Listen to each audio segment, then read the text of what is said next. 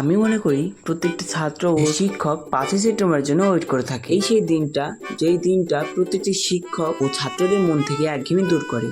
So hello everyone, আসসালামু আলাইকুম।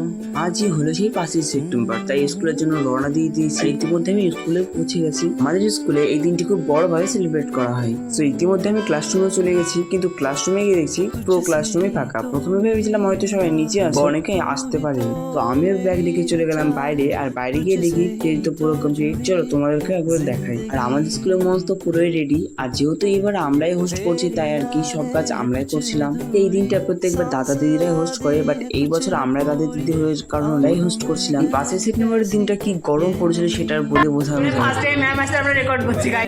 Sir ম্যামেরা খুশি হয়ে আমাদেরকে লাড্ডু দিয়ে দিল আর মিষ্টি মুখ করে দিল। আমাদের স্কুলে কি এই দিনটা খুব বড়ভাবে সেলিব্রেশন হয়। 5ই সেপ্টেম্বরের দিনকে প্রত্যেকটা সিনিয়র তার জুনিয়রদের ক্লাস নেয়। এটা তো খুব মজার একটা পার্ট। আমারও কারা কারা আছো যারা লেজারটা শেষ করার পরে বন্ধুদেরটাও ভাগ বসাও। যাই হোক, তো অনেক তো বকবক করলাম। চলো এবার দেখাই স্যারদের জন্য আমরা কি কি এনেছি। যেহেতু স্যারদের জন্য এনেছি টিফিন, ফুল অ্যান্ড পেন, মেন অনেক কিছু রাখা ছিল, তাই আমাদেরকে এখন কাজে লেগে পড়তে হবে। এবার আমরা ভলেন্টিয়ার্স হয়েছি, তো আমাদেরকে তো প্রত্যেকটা কাজ হ্যান্ডেল করতেই হবে। আর দেখো মধ্যে আমার ফ্রেন্ড আমার সাথে দেখা করতে এসেছে যে ওকে কেমন লাগছে। আমি বলবো খুব সুন্দর লাগছে। গাইজ, ওর নাচ একবার তোমরা দেখলে পুরো ফ্রিদা হয়ে যায়। করে তোমাদেরকে দেখাচ্ছি। আমি নয়নে নয়নে রাখিব, অন্য কেউরি না আমি চাইতে দিব। বাগিচার ফুল তুমি তুলিয়াই নাচি, আমি মালা গেথে গলায় পড়িব। মধ্যে সাজ ছাড়া চলে এসেছেন আর আমাদের অনুষ্ঠান শুরু হয়ে গেছে। সবচেয়ে প্রথমে সর্বপল্লী রাধাকৃষ্ণকে ফুলের মালা পরিয়ে দিলেন। সিরিয়াসলি গাইস, এই অনুষ্ঠানটা মাত্র 4 দিনের রিহার্সাল করা হয়েছে। আমি প্রথমবার ভেবেছিলাম হয়তো অনুষ্ঠানটা হবে না, কিন্তু আমাদের শুভময় স্যার বেঁচে থাকলে কি আটকায়।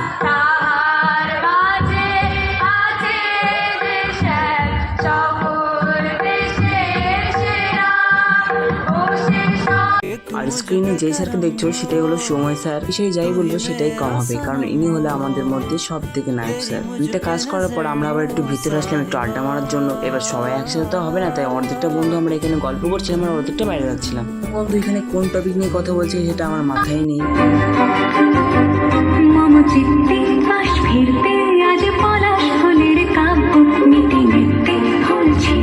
শুধু তোমার কথাই ভাববো।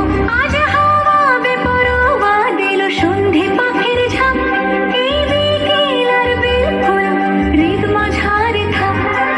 দিগন্তে ওই ফুলের আগুন লাগলো লাগলো, নীল দিগন্তে বর্ষা।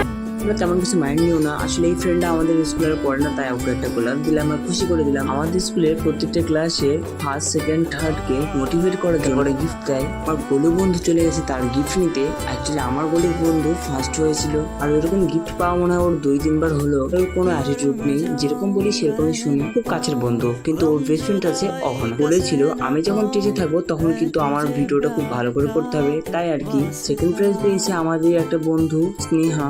ও খুব ভালো একটা মেয়ে। ক্লাসমেট তো ফ্রেন্ড হয়, কিন্তু ফ্রেন্ডের মতো ফ্রেন্ড সবাইকে হয়। আমার এই ফ্রেন্ডটা অনেক ভালো। যে বললাম অহংকার নেই। ছেলেদের সেকশনে মনে হয় 90 জন ছেলে, কিন্তু সবাইকে আর ফার্স্ট সেকেন্ড হবে বলো, তাই আর কি ভূতের মেডেলটা পরে ওদের সামনে ভাব মারছিলাম। পাওয়ার বিন্দু মাত্র দুঃখ নয়, কারণ যেমন পাবো তেমন। ফ্রেন্ডের মিষ্টি নাচটা একবার তোমরাই দেখো।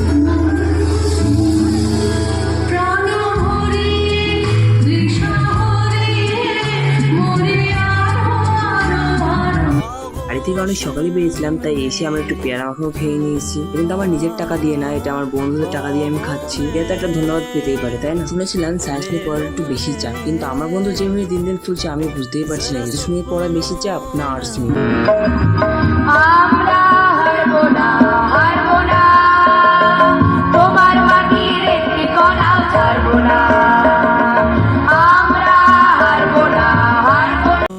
এই আর্যকরের গানটা শুনেছো আমাকে একটু কমেন্ট করো দেখি। কারা কারা দেখলো আমাদের স্যারের মুখে একটা গান শুনেছো। 10 মাস 10 দিন ধরে গর্বে ধারো,